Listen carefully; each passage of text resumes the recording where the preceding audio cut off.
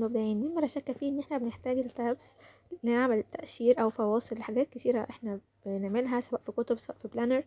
انا في تابس انا عاملاها بايدي قصها من ورق مقوى، وفي تابس بتبقى جاهزة زي الاشكال اللي قدامكم زي شكل القلم واشكال الارقام.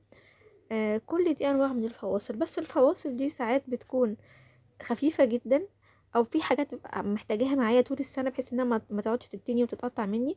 فانا جبت مثلا فواصل زي دي ولزقتها وش وظهر عشان لما اجي احطها في البلندر بتاعتي تبقى الوش والظهر ملونين ومديني نفس التاب. فانا هاخد كل التابس دي وهوريكم ازاي بخليها تبقى بصورة مقوية قوية انها تقعد معايا طول السنة. باخد البلندر في اي مكان، بحطها في شنطة، بيجي فوقيها حاجة ما تتكسرش مني. هبجيب الورق ده ورق التغليف الحراري وهبتدي احط فيه كل التابس اللي عندي. التابس دي انا عملتها وش وظهر عشان كان ظهرها ابيض مش حسيتها تبقى لذيذه قوي، فلزقتها بالجلو وحطيتها وش وظهر. بعد كده هحط بقى كله هرصه بشكل كويس وهسيب مسافه، اعمل حسابي ان انا بعد ما اعرضها للحراره اسيب مسافه ان هي هتمسك في بعضها وتجمد، وفي نفس الوقت هعرف اقص منها يعني مسافه كويسه زي ما انتم شايفين كده. بحاول اظبط واحده واحده. اهم حاجه خدوا راحتكم في مساله التظبيط دي عشان تديني الشكل اولا حلو، ثانيا ما يتفكش مني بعد كده. هو ممكن يتفك على فكرة بعد ما يلزق لو انتوا قصيتوا الجزء اللي بيبقى قريب جدا من الورقة، يعني حوالين اطار الورقة اللي احنا هنسيب مثلا مسافة ايه نص سنتي. لو ما سيبناهوش وقصيناه هيتفتح بمرور الوقت.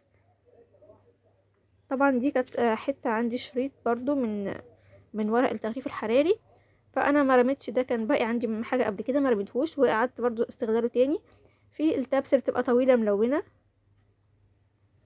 كل ده هيدي قوه ومتانه للتابس تستمر معايا طول السنه. كده عندي كله جهز. هبتدي بقى اسخن المكوى. وانا بكوي انا ممكن استخدم يا اما اللامينيتر، جهاز نفس اللامينيتر، او انا قلت المكوى عشان انا واخده المساحه كبيره جدا. الاي 4 اللامينيتر بتاعي صغير مقاس بي 5.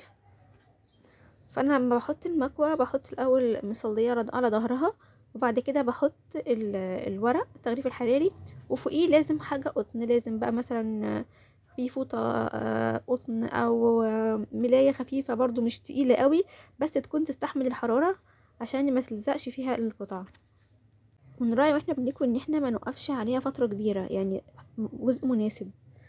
ده بعد ما قصيت كل الاشكال زي ما انتم شايفين بقت قوية.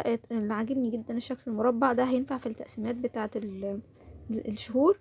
والشكل ده بالعليميك ماموس واشكال ده برضو بينفعني في تمييز الاسبوع او في حاجات في الكتب بتاعتي. ودي كانت التابس اللي انا عاملاها قبل كده، دي بورق مقوى.